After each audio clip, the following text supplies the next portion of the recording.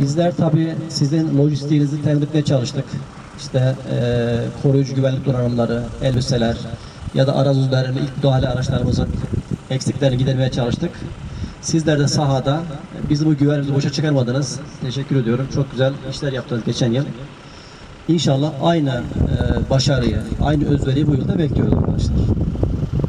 Bu iş bizim ekmek kapımız. Bu ormanlar tabiri caizse bize her ay maaş veriyor. Devlet veriyor ama ormanlar veriyor aslında. Orman olmasaydı bizim burada bir işimiz yoktu. Dolayısıyla arkadaşlar ekmek kapımıza çok iyi bakacağız. Onları çok iyi koruyacağız. Yani bir ağaç bir can. Bir ağacı kurtarırsak, hatta bir çalıyı kurtarırsak o bizim için o günün kârıdır arkadaşlar. Ayarlama anı oldu. Niye? İzninizi düşünüyoruz. İstirahat zamanı düşünüyoruz. Bakıyoruz arkadaşlar. Gerçekten yetersiz. Yetersiz.